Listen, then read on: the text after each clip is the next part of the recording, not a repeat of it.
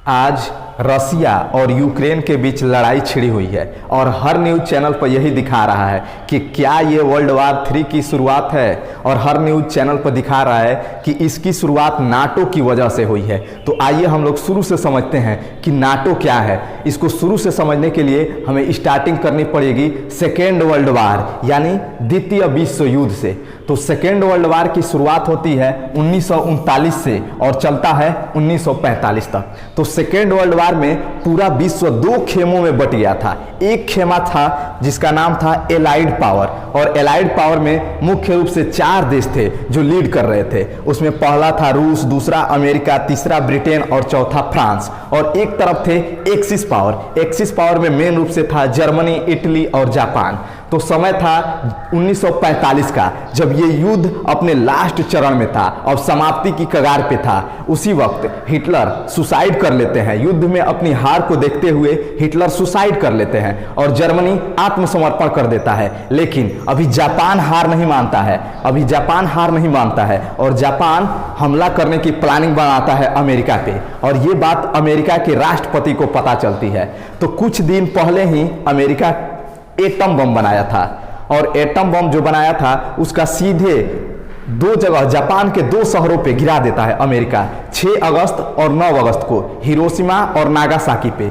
तो इस तरह से युद्ध बहुत भयंकर प्रलय मचा देता है एटम बम गिराने के बाद, और पूरा विश्व डर जाता है, और अचानक से 1945 में युद्ध की समाप्ति हो जाती है। और एलाइड पावर थे, ये विजेता घोषित होते हैं। एलाइड पावर को विजेता घोषित माना जाता है। तो एलाइड पावर में मेन रूप से 4 देश थे, रूस, अमेरिका, ब्रिटेन और फ्रांस। तो अमेरिका के एटम बम गिराने के उपरांत ही एलाइड पावर को विजयी घोषित किया जाता है। तो अमेरिका थोड़ा उस टाइम सुपर पावर के रूप में उभरने लगता है, और ये बात रूस को अच्छा नहीं लगती है। रूस भले ही अमेरिका, रूस, ब्रिटेन, फ्रांस सब एक ही खेमे में थे, लेकिन अमेरिका थोड़ा ताकतवर दिखने लगा, और ये बात रूस को अच्छा नहीं लगता है।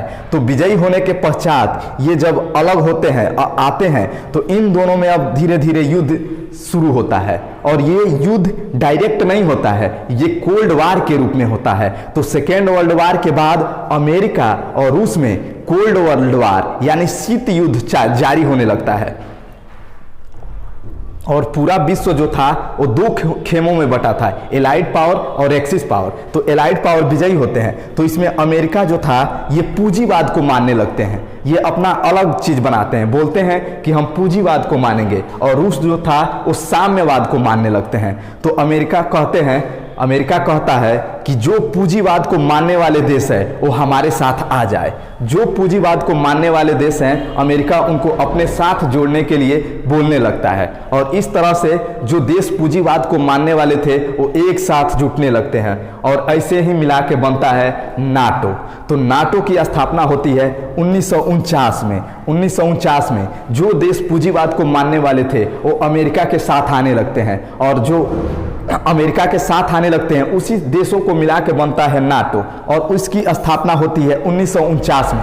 1949 में उस टाइम 12 देश थे जो अमेरिका के साथ आए नाटो में मिलने, और उस चीज का नाम था, उस संस्था का नाम था नाटो। तो 12 देश ये जो थे ये कसम खाते हैं कि अगर हम पे कोई एक देश अटैक करता है तो बाकी सब देश मिलके उसको तबाह कर देंगे। 12 देश कसम खाते हैं, और यही था नाटो। और इसकी स्थापना होती है बेल्जियम में इसकी स्थापना बेल्जियम में होती है, नाटो की स्थापना। और समय था 1949 का। उस टाइम 12 देश कंट्री थे उसमें शामिल, लेकिन आज 2020-22 में उसमें 30 देश शामिल हो गए हैं। और नाटो का मतलब ही है कि इस 30 देश में अगर किसी एक देश पे आक्रमण होता है तो बाकी देश मिलके जो आक्रमण करता है उसको तबाह कर देंगे। तो होता क्या है, अब अमेरिका और रूस में कोल्ड वार धीरे धीरे चलने लगता है। अमेरिका रूस के लोगों को भड़काने लगता है।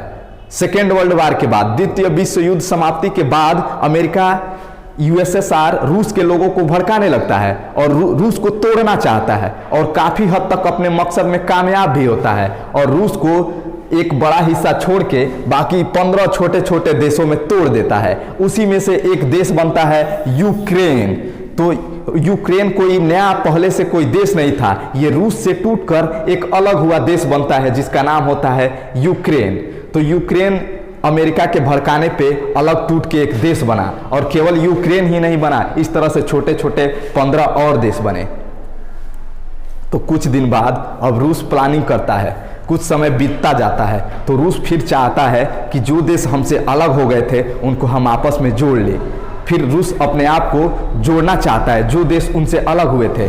तो लगभग फिर से 2014 में रूस अटैक करता है क्रीमिया पे, क्रीमिया को छीनने के लिए, क्योंकि क्रीमिया तो उसी का हिस्सा था पहले। तो रूस 2014 में अटैक करता है यूक्रेन पे अटैक करता है, यूक्रेन पे अटैक करता है। तो पूरा यूक्रेन तो नहीं जीत पाता है, लेकिन यूक्रेन का एक छोटा सा हिस्सा जो क्रीमिया था उसको रूस अपने जीत लेता है और अपने में मिला लेता है। तो 2014 में भी सेम अटैक जो आज युद्ध देखने को मिल रहा है वही युद्ध 2014 में हुआ था, और रूस ने यूक्रेन को तो पूरा नहीं जीता, लेकिन यूक्रेन का एक छोटा सा हिस्सा क्रीमिया को जीत लिया था। और आज